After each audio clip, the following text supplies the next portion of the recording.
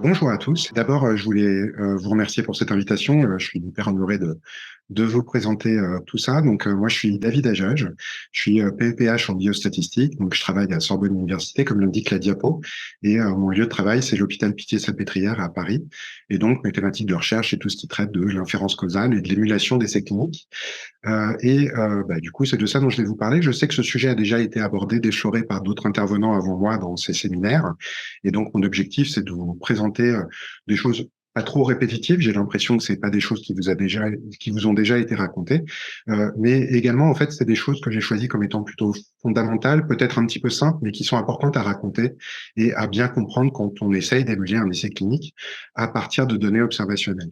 Bon, je vais commencer rapidement par une introduction assez rapide, hein. Donc, je vais essayer de passer pas trop de temps là-dessus, mais c'est en fait hyper important de rappeler ces choses dès le départ. C'est que pour évaluer ce qui marche dans le domaine de la santé, pour comparer des stratégies thérapeutiques quelles qu'elles soient, on sait très bien ce qu'il faut faire. En science, il faut faire des expériences, et la meilleure expérience en santé, c'est l'essai contrôlé randomisé. C'est vraiment le gold standard pour évaluer ce qui marche. Maintenant, on cite souvent des défauts à ce type d'expérience. C'est souvent des défauts qu'on cite qui sont un peu convenus, hein, les critères d'inclusion qui peuvent être un petit peu stricts, des suivis qui peuvent être un petit peu courts, peut-être un petit peu compliqués à mettre en place et souvent assez coûteux. Et en fait, on cite ces défauts souvent pour aborder dans la diapositive suivante que on peut aussi faire des études observationnelles qui sont exemptes de ces défauts. Effectivement, on peut souvent sélectionner des populations un petit peu plus larges. C'est souvent un petit peu moins coûteux parce que les données sont un peu moins recueillies ou qu'il y a moins de contraintes réglementaires.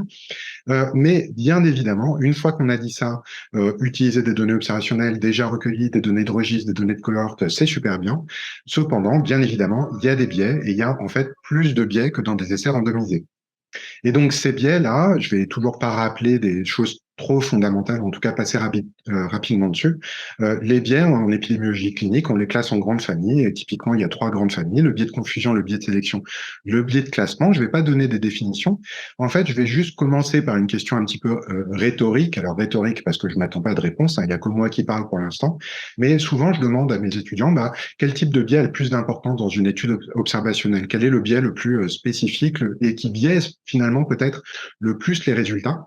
Et souvent, ce qu'on me répond assez directement et assez automatiquement, c'est le biais de confusion. D'accord? Dans une étude observationnelle, on randomise pas les patients, et du coup, il y a un biais de sélection et des biais de confusion dans l'analyse qu'il va falloir prendre en compte. Et moi, j'ai choisi dans cette présentation de pas du tout vous parler de ça. On sait ce que c'est qu'un modèle multivarié. Vous savez probablement pour la majorité d'entre vous ce que c'est et comment le faire.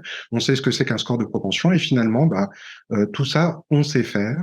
Et finalement, il y a d'autres types de biais dans les études observationnelles qui peuvent en avoir un impact très important dans les analyses et qui parfois on les oublie ou on les on les attrape pas tout de suite. Donc je vais pour évoquer et illustrer l'un de ces problèmes, je vais commencer par un exemple en fait archi connu, et donc désolé si certains d'entre vous le connaissent déjà. Mais donc, dans la littérature, on s'est déjà intéressé, donc il y a une vingtaine d'années, hein, ça remonte à loin, au traitement hormono-substitutif et leur impact chez la femme ménopausée sur la prévention des maladies coronariennes.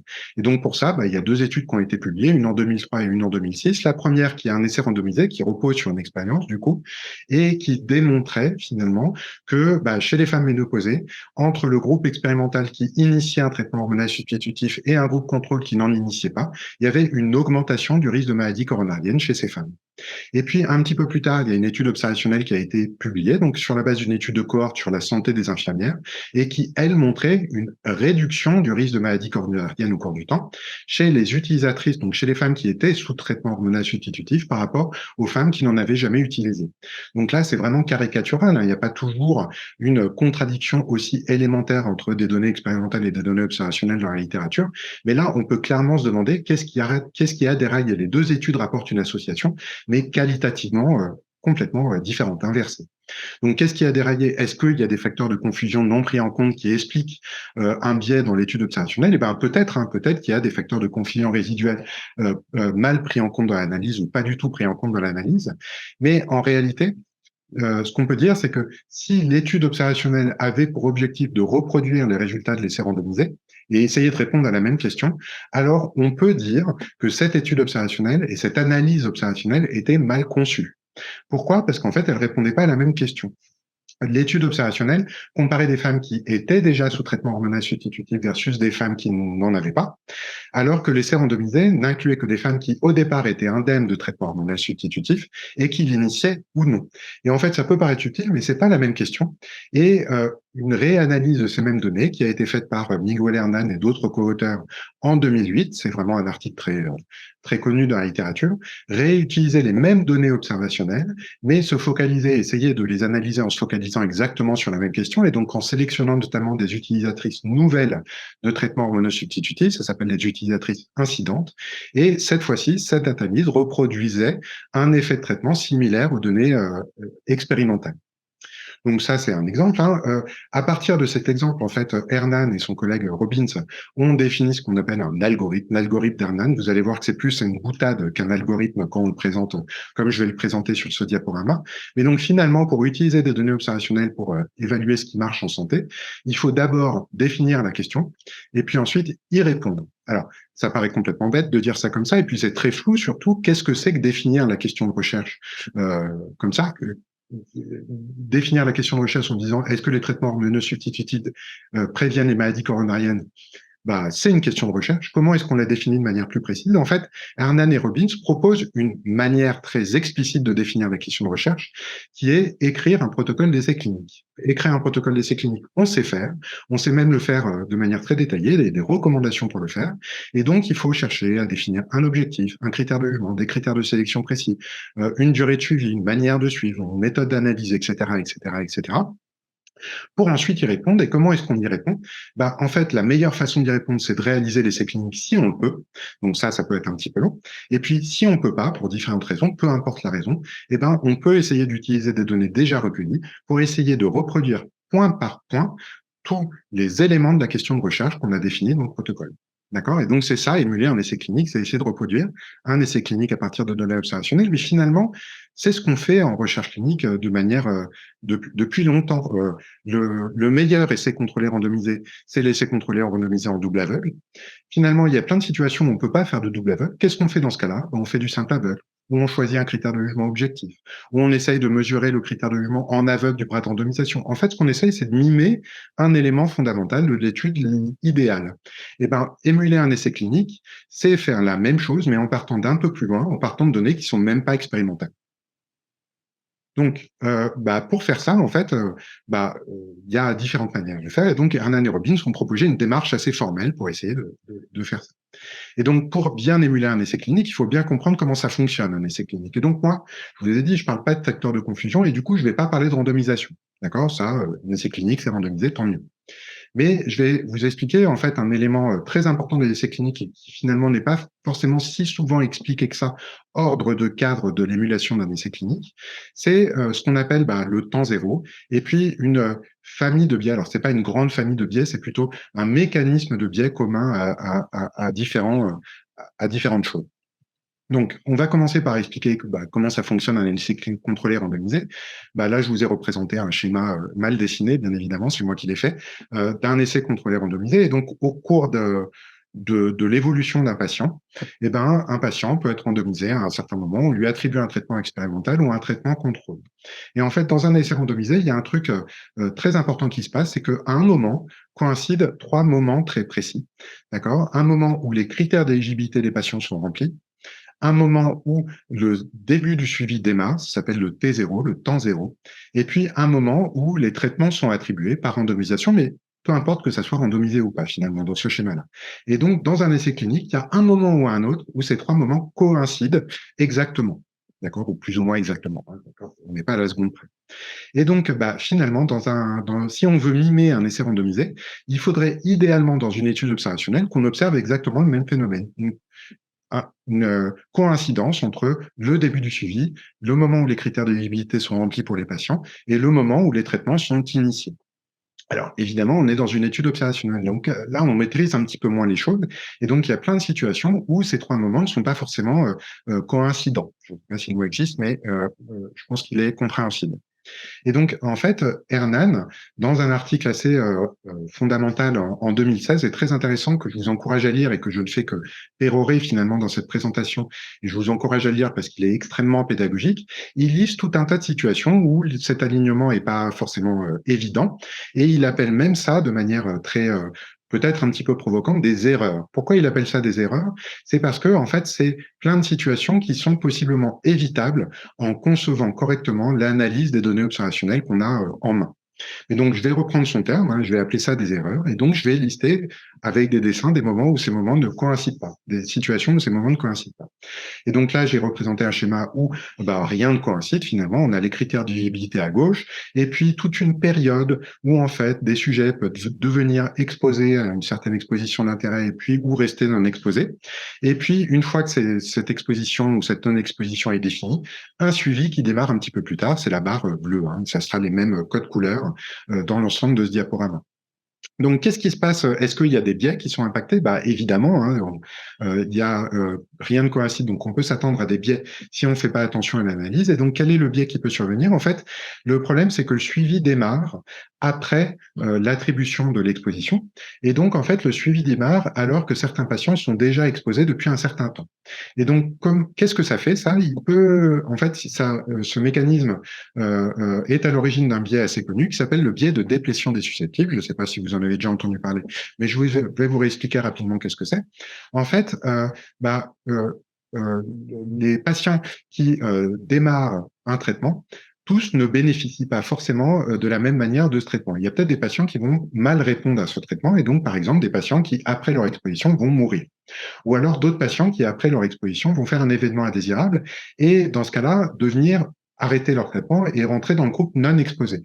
Finalement, la cohorte de patients exposés va se vider petit à petit de tous les patients qui bénéficient le moins du traitement.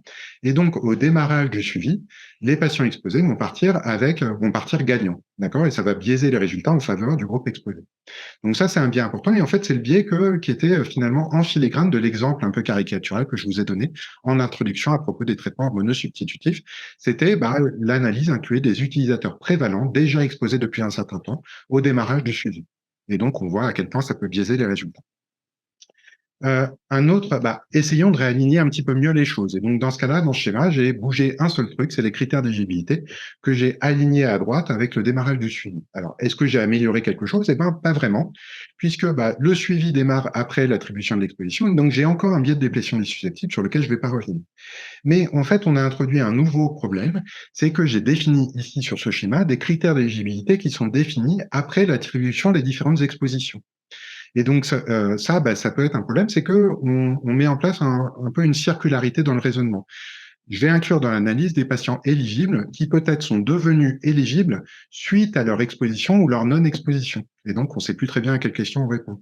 Ou alors, je vais exclure des patients de l'analyse qui sont non éligibles à ce moment-là, alors qu'ils l'étaient avant l'attribution de l'exposition et donc qui étaient concernés initialement par la question de recherche. Donc ça, c'est un problème. En fait, il ne faut vraisemblablement pas définir des critères d'éligibilité qui sont définis après l'attribution des expositions d'intérêt. Donc, voilà un deuxième problème. Bon, et c'est finalement démarrer le suivi un petit peu tard, c'est un problème. Donc, démarrons le suivi précocement et avant l'attribution des différentes modalités d'exposition. Et donc, là, j'ai bougé cette fois-ci un seul élément du schéma. Donc, le début du suivi à gauche et donc avant l'attribution des traitements. Donc, j'ai peut-être amélioré des choses, effectivement. Donc là, j'ai plus du tout de biais de déplétion des susceptibles et c'est tant mieux. Par contre, les critères d'éligibilité sont maintenus à droite. Donc, j'ai toujours des critères d'éligibilité post-traitement sur lesquels je vais pas revenir. Mais en fait, en faisant ces choix, j'ai introduit un nouveau biais qui s'appelle le biais de temps immortel. Alors, la situation qui est dessinée par ce schéma un peu typique, la situation la plus fréquente, c'est par exemple quand je compare deux traitements, médicament A à médicament B, et que je définis l'exposition et les patients éligibles comme étant les patients qui ont au moins eu un certain nombre de prescriptions, par exemple 3 prescriptions au cours du temps. Et bien ça veut dire que j'ai défini un critère d'éligibilité post-traitement et post-démarrage du suivi, et que les patients qui vont finalement être inclus dans l'analyse, c'est des patients qui ont survécu au moins à 3 prescriptions. Ils sont forcément vivants, par exemple, 3 mois, si c'est une prescription qui est donnée tous les mois. Donc ça s'appelle le biais de temps immortel, et c'est un biais qui est assez fréquent quand on regarde la littérature. Il y a plein d'exemples de ça. Et donc, essayons d'aligner le maximum de choses. Et donc, j'ai repassé les critères d'éligibilité, j'ai essayé de les faire coïncider avec le T0, finalement. Et donc, on voit qu'on n'a plus qu'un seul truc qui n'est pas aligné, c'est l'attribution des traitements. Donc ça, c'est très bien. J'ai supprimé les critères d'éligibilité de post-traitement. Donc, j'ai supprimé un problème. Sauf que, dans cette situation-là, j'ai encore un biais de temps immortel.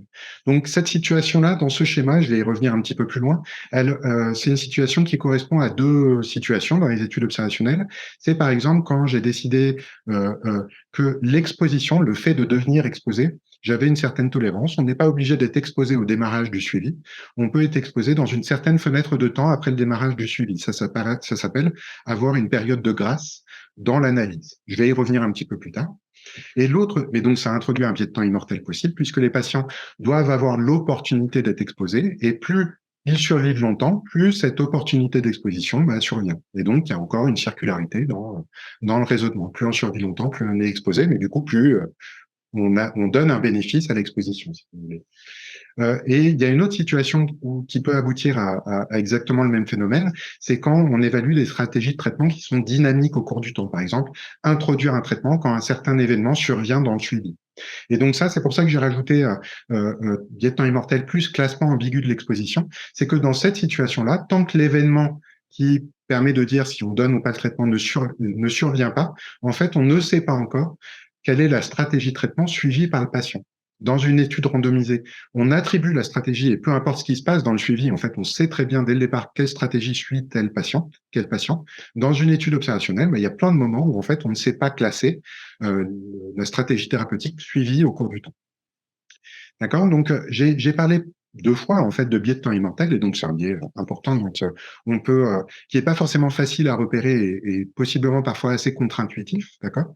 Et donc le biais de temps immortel, s'il faut résumer, c'est un biais qui survient quand une information concernant le traitement est obtenue après le démarrage du suivi. Ça, c'était les deux dernières situations que j'ai décrites.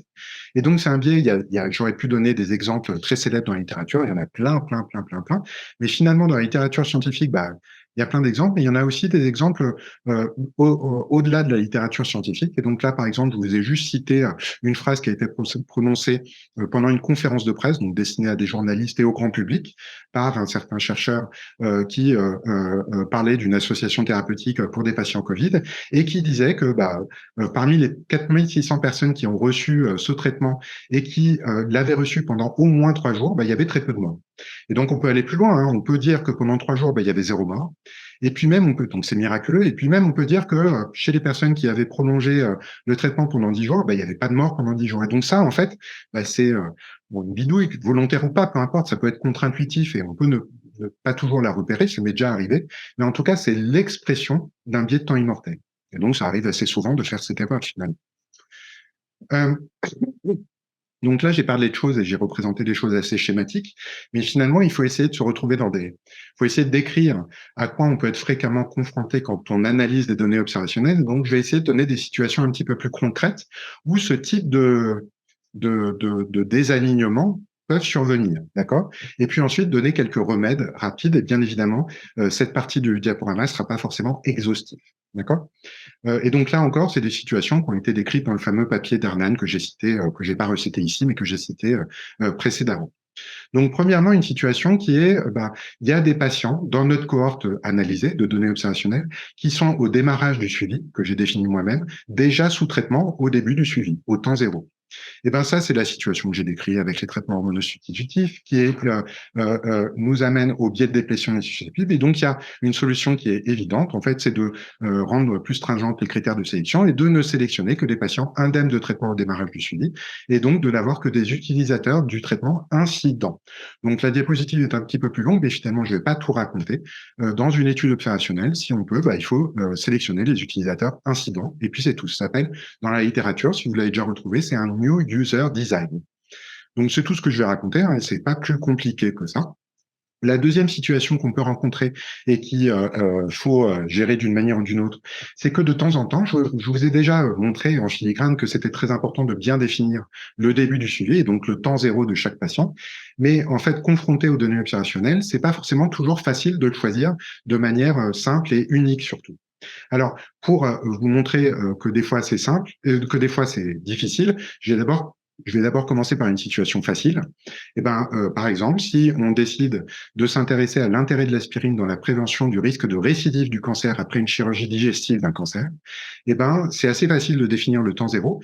Euh, et en fait, il y a un événement qui est la chirurgie digestive de cancer, qui est défini de manière unique pour tous les patients et qui correspond à une date très précise. Et donc ici, quand l'éligibilité des patients est définie par un événement qui est unique, qui est simple, et dont on connaît la date, le temps zéro, c'est celui-là qu'il faut choisir. Et donc, c'est facile à déterminer. Mais il y a des situations, et donc j'ai repris l'exemple des traitements hormonaux-substitutifs, où c'est pas si facile, en fait, il y a plusieurs choix possibles. En fait, tant qu'une femme est ménopausée, mais n'a pas de cancer et n'a pas encore démarré un traitement hormonal substitutif, elle est éligible. Donc, une femme qui est dans cette situation à 52 ans, on peut choisir ce temps zéro. Mais l'année suivante, à 53 ans, si elle n'a toujours pas fait d'événement et ni démarré son traitement, elle est toujours éligible. Est-ce que le temps zéro, je le mets à 52 ans ou à 53 ans? En fait, c'est pas évident de choisir. Et donc, dès que l'éligibilité est déterminée par une condition chronique ou alors un événement multiple, des événements qui sont récurrents, c'est pas toujours facile de choisir de manière non univoque, quoi. Et donc, il y a différentes solutions. La première solution la plus évidente, c'est de choisir quand même. Et donc, dans ce cas-là, une manière simple de faire, c'est de choisir la première fois où l'individu dans la base de données est éligible. C'est une façon très simple et très valide de choisir le temps zéro. Ou alors, si on sait que l'éligibilité est toquée plusieurs fois dans le suivi d'une patiente, c'est de choisir un temps zéro au hasard, parmi les temps zéro possibles. Et donc ça aussi, ça marche. Mais dans certaines situations, c'est pas forcément efficient statistiquement. Ça peut baisser un petit peu la puissance de faire cette sélection-là. Et du coup, il y a une autre pratique, peut-être un petit peu plus compliquée, mais qui est très fréquemment utilisée dans la littérature et de plus en plus fréquemment utilisée. Ça consiste à faire ce qu'on appelle une séquence d'essais émulés imbriqués. Alors, pour les connaisseurs, ça, c'est une application très directe de la méthode Landmark. D'accord? C'est pas plus compliqué que ça. Et puis, pour ceux qui connaissent pas ce terme ou cette méthode d'analyse, en fait, ça consiste à, si un individu a plusieurs temps zéro disponibles, on va dupliquer cet individu autant de fois que de temps zéro disponible. Dans la base de données, on va le dupliquer plusieurs fois. Et puis, on va démarrer le chronomètre et donc définir le temps zéro pour chacun de ces clones de patients à chaque temps zéro. Voilà. Et ensuite, on regarde, on construit en fait une base de données beaucoup plus longue, beaucoup plus grande, où chaque individu est répliqué autant de fois que de temps zéro disponible pour lui, de moment d'éligibilité disponible pour lui. Et ensuite, on fait l'analyse de cette base avec des méthodes tout à fait standards, des méthodes d'analyse de survie, une régression logistique, ou ce que vous voulez. La seule chose à laquelle il faut faire attention, c'est l'estimation de la variance de l'effet de traitement qu'on obtient, puisqu'il y a des individus qui sont répliqués plusieurs fois, et donc il faut être un petit peu prudent dans cette estimation. D'accord? Mais c'est pas plus compliqué que ça. Et donc ça, c'est une méthode qui est très valide et qui est en même temps à l'avantage d'être immunisé, si je puis dire, d'un éventuel biais de temps immortel dans l'analyse. J'y reviens pas, peut-être j'y reviendrai un petit peu plus tard, si j'ai le temps de présenter un exemple d'application. La troisième situation dont je voulais vous parler, et c'est à nouveau, ça ne sera pas exhaustif, j'en cite que 4, c'est des situations où la stratégie thérapeutique n'est pas définie facilement au temps zéro. Donc ça, c'est un truc que j'ai évoqué dans mes schémas déjà, c'est quand les stratégies de traitement sont dynamiques. Donc là, un exemple que j'ai donné, c'est par exemple si je veux évaluer l'intérêt de l'érythropoïétine pour traiter une anémie, on pourrait comparer 3 stratégies, ne jamais initier d'érythropoïétine en cas de qui est ou pas une anémie, ou initier l'érythropoïétine, ce traitement, si l'hémoglobine baisse en dessous de 11 grammes ou si l'hémoglobine baisse en dessous de 10 grammes. Le problème, c'est qu'au cours du suivi, l'hémoglobine, elle n'est pas stable chez les patients, elle va évoluer. Et du coup, il faut, dans un essai randomisé, on sait très bien qui est attribué à quelle stratégie. Dans une étude observationnelle, on est obligé d'attendre de voir survenir les événements anémiques ou de voir survenir est-ce que le traitement est pris ou pas, pour essayer de savoir quel patient suit quelle stratégie. Et en fait, dans l'étude, il y aura plein de patients qui, à certains moments ou pendant tout le suivi, on ne sera jamais sûr de quelle stratégie ils sont en train de suivre. Par exemple, pour savoir quelle stratégie est suivie par le patient, il faut que son hémoglobine baisse. Tant qu'un patient n'a pas une hémoglobine qui descend de 11 ou 10 grammes, en fait, on ne sait pas, on n'est pas sûr de la stratégie qui est suivie. Et en fait, je vous laisse réfléchir sur cette diapositive à tête reposée, mais il y a plein de moments dans le suivi où, de temps en temps, le classement des patients en termes de stratégie suivie est ambigu. Et donc, on ne peut pas toujours faire ça. On ne peut pas toujours, du coup, comparer 3 groupes de manière explicite et simple. Et donc, comment est-ce qu'on va faire? Eh ben, comment est-ce qu'on peut faire? En fait, il y a une méthode simple, encore une fois, qui existe et qui est facile à mettre en place, mais qui n'est pas forcément simple, très efficiente d'un point de vue statistique. C'est non biaisé, mais pas forcément puissant, on va dire. C'est parmi les stratégies qui sont compatibles avec un individu, tirer au sort l'une de ces stratégies. D'accord? Et donc, le résultat va dépendre de ce tirage au sort. Et puis, mais ensuite, c'est simple. On compare trois groupes dans cet exemple. Mais une méthode qui est plus efficiente et qui est plus souvent utilisée, c'est la technique dont vous a déjà parlé, je crois, Clémence Léra lors d'un précédent séminaire, je ne sais plus si c'était il y a 1 ou 2 ans, qui est la méthode de clonage, censure, pondération. Donc, dans cette situation, comment ça marche, ce truc-là? En fait, c'est une association de 3 méthodes. Hein, c'est pour ça que j'ai mis des tirets.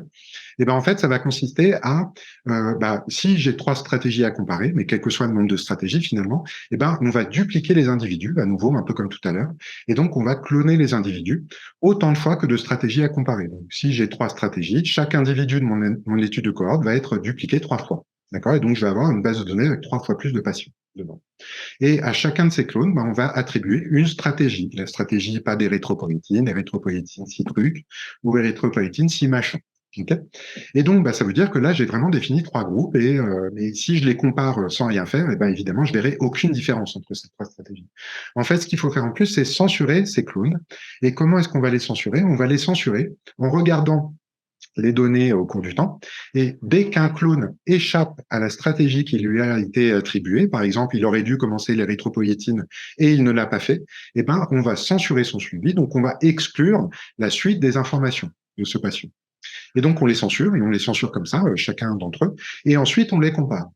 On peut les comparer, mais le problème avec cette comparaison, c'est qu'on a introduit artificiellement une censure, et en fait, ça provoque une censure informative. Ils ne sont pas censurés au hasard dans l'analyse. Et donc, pour tenir compte de cette censure informative, on va utiliser une méthode, peu importe laquelle, mais en général, le plus souvent, c'est une méthode assez simple à mettre en place, qui est la pondération par l'inverse de la probabilité de ne pas être censuré au cours du temps, la méthode IPCW ici. Et donc, qu'est-ce qu'on a fait en fait ici? C'est qu'on avait un problème de classement de l'exposition qu'on ne savait pas ou mal gérer ou que c'était pas facile de gérer. Eh ben, on a fait un pas de côté, on a supprimé cette ambiguïté sur le classement et on a décalé le problème vers un truc qu'on sait gérer, qui est un problème de simple prise en compte d'une censure informative au cours du temps. Donc, c'est une méthode qui est très intéressante et assez souvent utilisée aujourd'hui. Et puis enfin, la dernière situation dont je voulais vous parler, c'est une situation où la stratégie qu'on souhaite évaluer est trop rare au début du suivi.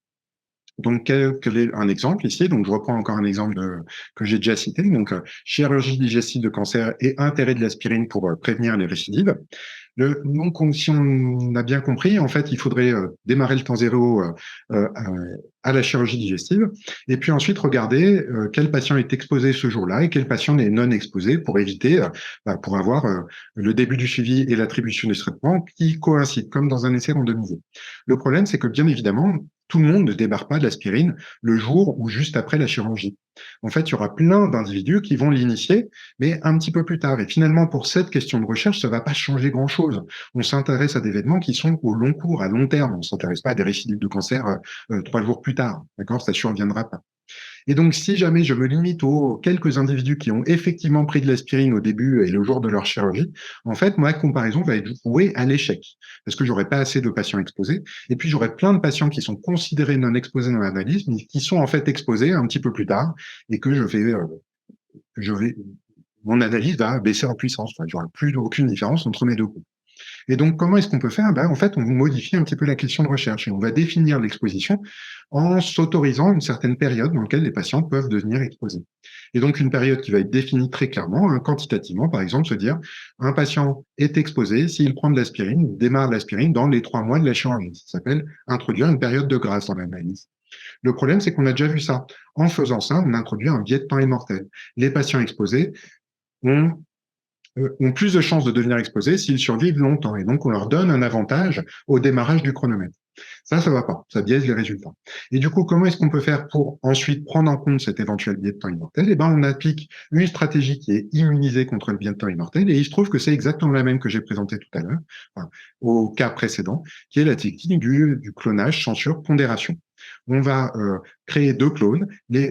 Chaque individu, chaque clone sera attribué à la stratégie j'ai démarre l'aspirine dans le mois ou je la démarre pas dans le mois. Et on censure les patients en fonction de ce qui est observé et de la stratégie qui lui a été attribuée. Donc ça, en fait, Clémence Léra vous en a parlé en citant cet article, un article dans lequel elle est dernière autrice, et avec Camille Maringe en premier auteur, et qui est très pédagogique, qui a des données disponibles et des codes qui sont disponibles pour reproduire les résultats, et qui notamment reproduit un schéma qui vous a déjà été présenté, que je reproduis ici, et qui montre très explicitement quelles sont les données observées, qu'est-ce qu'on fait du clone traité, et qu'est-ce qu'on fait du clone contrôle en fonction de ce qui est observé dans les données. Donc, je ne vais pas revenir là-dessus parce que ça vous a déjà été dit et vous avez vu que je parle un peu vite et que je parle longtemps. Mais n'hésitez pas à relire cet article avec les explications que je viens de vous donner. Ça risque de bien s'éclairer grâce à leur pédagogie. Et donc, si vous m'autorisez un petit peu de déborder un tout petit peu, je vais présenter un exemple, alors pas dans tous ces détails, un exemple d'essai clinique émulé donc que j'ai réalisé en collaboration justement avec Clémence Léra et le reste de l'équipe dans laquelle elle travaille. En fait, pour vous, je vais me focaliser à un moment sur un choix d'une des méthodes que je vous ai déjà présentées et comment est-ce que j'ai décidé de choisir une méthode et pas l'autre. D'accord? Et donc, malheureusement, je ne vais pas tout vous détailler dans cette émulation d'essais cliniques. Je vous invite à consulter le lien que j'ai mis dans ce diaporama si vous voulez avoir plus de détails là-dessus. Et j'ai aussi mes quelques diapos en annexe pour les plus curieux si vous voulez aller un petit peu plus loin. Donc, cet essai clinique, cet essai émulé, excusez-moi. Donc, c'est vraiment un essai émulé. Et donc, comme je vous l'ai dit, pour bien émuler un essai clinique, il faut définir d'abord un protocole d'essai clinique. Et puis ensuite, comment est-ce qu'on émule point par point ces différents détails. Et donc, à chaque fois, sur la gauche de la diapositive, ça sera le protocole de l'essai clinique qu'on cible, d'accord. Et puis sur la droite, c'est ce qu'on a fait pour l'émuler à partir de données observationnelles. Et vous allez voir que de temps en temps, j'aurais écrit exactement la même chose parce que on a défini exactement les mêmes choses dans l'émulation. Donc, d'abord, l'objectif. Alors, c'était une étude qui était menée chez des patients Covid. Et donc, on voulait évaluer un dispositif médical qui est utilisé en réanimation chez des patients qui ont un syndrome de détresse respiratoire sévère. Et donc, ce dispositif s'appelle l'ECMO. C'est une sorte de système d'épuration extracorporelle qui est donné chez des patients qui sont ventilés mécaniquement, mais chez qui la ventilation mécanique ne suffit pas. Et donc, dans l'essai émulé, on avait exactement le même objectif, évaluer l'intérêt de l'ECMO sur la survie des patients. Donc, le design, évidemment, diffère. Dans l'étude expérimentale, on aurait évidemment fait un essai randomisé multicentrique. Et dans l'émulation, en fait, on a utilisé les données d'une cohorte rétrospective qui a été menée pendant la première vague du Covid-19, qui était donc une étude multicentrique. Le critère de jugement, c'était le même dans les deux études, entre guillemets. C'était la survie globale à 90 jours du début du suivi. OK. Donc ensuite, les critères d'éligibilité. Donc, comme je vous l'ai dit, c'est des patients en réanimation depuis pas trop longtemps. En fait, ces critères d'éligibilité, ils ont été définis à l'aide de cliniciens experts sur ce dispositif médical et en réanimation, bien sûr. Et donc, les critères d'éligibilité, c'était d'être hospitalisé en réanimation depuis pas trop longtemps, d'être ventilé mécaniquement, mais depuis pas trop longtemps, et malgré ça, d'avoir une oxygénation insuffisante. Et ça, c'est le rapport PaO2 sur FiO2 qui nous l'indique. Mais grossièrement, c'est ça. Et donc, dans l'émulation d'essais cliniques, on a choisi de limiter l'étude, évidemment, aux mêmes caractéristiques. Donc, on ne s'est pas lancé dans l'étude de cohorte en comparant tous les patients qui ont reçu une ECMO à tous les patients qui n'en ont pas reçu. On a limité l'analyse et donc exclu énormément de patients de l'analyse aux patients qui répondaient très exactement à ces critères d'éligibilité, d'accord, pour être sûr de répondre à la bonne question. Ensuite, les stratégies comparées, c'est bien évidemment initier une ECMO ou pas. Et donc, dans l'essai clinique émulé, c'était la même chose. Et donc, c'est à ce moment-là qu'on s'intéresse à, dans l'étude de cohorte, comment commence l'ECMO. Et donc là, je vous ai représenté très schématiquement 2 patients, un qui va finir par recevoir une ECMO durant le suivi et l'autre qui ne le recevra jamais.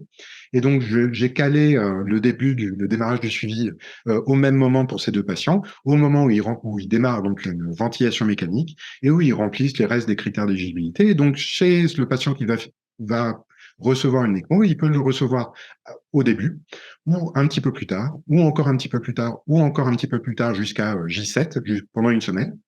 Et pendant toute cette semaine, le patient qui ne reçoit pas l'ECMO, lui, on sait qu'il ne la reçoit pas, et pendant ce temps, en fait, il peut mourir. Alors, j'ai pas dit qu'il meurt plusieurs fois. En fait, c'est juste, il y a différents moments où il peut mourir, alors que le patient qui initie l'ECMO, lui, il n'a pas le droit de mourir avant de l'initier. Et donc là, j'ai représenté un peu d'une autre manière le biais de temps immortel potentiel dans cette étude. Et donc, si vous vous souvenez bien, l'ECMO est censé démarrer pendant une semaine après le démarrage de la ventilation mécanique. Et donc, si on considère ça, ça pourrait sous-entendre qu'on a dans cette étude définie une période de grâce. Et c'est et c'est tout à fait valide. En fait, on aurait pu reconnaître ici une période de grâce pendant laquelle un patient peut être exposé ou pas. Et du coup, utiliser, pour éviter un biais de temps immortel, la technique du clonage sans surpondération. Ça aurait été une question de recherche tout à fait valide. Seulement, on est en réanimation et donc on a choisi de ne pas faire ça. Pourquoi? Parce que, en fait, l'état respiratoire des patients en réanimation évolue constamment. Il évolue de jour en jour et même d'heure en heure. Et en fait, chez les patients qui démarrent une ventilation mécanique et chez qui c'est insuffisant, en fait, ces patients, même sans ECMO, pourraient s'améliorer spontanément. À partir du moment où ils s'améliorent spontanément, ils ne sont plus éligibles à la question de recherche. L'ECMO chez eux n'a plus d'intérêt. Et donc, en fait, chez ces patients, on voudrait les inclure dans l'analyse tant qu'ils sont éligibles à l'ECMO, tant que leur état respiratoire le nécessite, et les exclure quand ils ne le sont plus. Et ça, c'est vrai pour les patients qui finalement vont l'initier, comme pour les patients qui ne vont pas l'initier. Et là, on reconnaît plutôt une situation où j'ai plusieurs moments où un patient peut être éligible dans l'analyse. Et donc, ce qu'on a choisi de faire, c'est plutôt une méthode qui est la séquence d'essais cibles, émulés, imbriqués. Donc, cette méthode dans le marque, etc. Donc, c'est ce qu'on a choisi de faire et c'était vraiment l'élément que je voulais vous montrer, voilà, les éléments de réflexion et de discussion qu'on a eu avant de choisir une méthode d'analyse et un objectif à l'étude. Il y a bien évidemment tout un tas de choses dont j'ai pas introduit les éléments théoriques et dont j'ai choisi de ne pas vous parler. Par exemple, quelle est la population d'analyse? Comment est-ce qu'on reproduit une analyse en intention de traiter ou une sorte d'analyse en intention de traiter ou une analyse per protocole? Comment est-ce qu'on comment est-ce qu'on obtient une estimation marginale de l'effet du traitement? Donc tout ça, j'ai dû faire un tri et faire des choix pour pas être trop long. Donc, juste pour pas être frustré, en tout cas pour moi, ne pas être frustré, je vous montre juste les résultats principaux de cette analyse qui sont donc des courbes de Kaplan-Meier et qui montrent que l'efficacité de l'ECMO est plutôt limitée et plutôt observable au début du suivi des patients et puis ensuite cette efficacité s'efface au cours du temps, en tout cas dans cette analyse-ci. Et donc, j'aboutis, je finis, c'est ma conclusion. Donc, qu'est-ce que permet une émulation d'essais cliniques? Eh ben, en fait, ça ne supprime pas toutes les limites des études observationnelles. Ce que ça permet, en résumé de cette diapositive, c'est plutôt d'identifier certains biais et de ne pas se les auto-infliger, c'est-à-dire d'identifier tous les biais évitables et de les éviter avec une démarche très formelle. D'accord. Par contre, toutes les limites il y a des facteurs de confusion qui peuvent être non mesurés ou non connus et donc pas pris en compte, etc., etc. C'est des problèmes qui persistent, d'accord. Et donc, quand c'est possible, il vaut mieux faire un essai contrôlé randomisé. Ou alors, avec des données observationnelles, il est impossible de tout émuler. Par exemple, on ne pourra jamais émuler un essai contrôlé randomisé en double aveugle contre placebo. Bien évidemment, en situation réelle d'utilisation, on n'utilise pas de placebo et on ne fait pas de double aveugle. Donc ça, c'est impossible à émuler. D'accord. Et donc, la conclusion de tout ça, c'est est-ce que l'émulation d'essais cliniques a rendu inutiles les essais contrôlés randomisés? Alors, surtout pas. Dans toutes les situations où c'est possible de le faire, il vaut mieux faire un essai clinique. Pour moi, c'est tout à fait clair. Et donc, dans quel cas on émule un essai clinique à partir de données observationnelles? C'est soit parce qu'on sait qu'on ne pourra pas faire l'essai clinique, ou qu'on sait qu'on ne pourra pas le faire tout de suite et qu'on a besoin de résultats préliminaires pour pouvoir le faire, ou alors qu'on l'a déjà fait et qu'on essaye de reproduire ces résultats ou de confirmer ces résultats avec des données qui représentent des conditions réelles d'utilisation. Donc, j'ai fini. Donc, comme je vous ai dit, pour les plus curieux, il y a des annexes que vous pourrez consulter selon votre curiosité.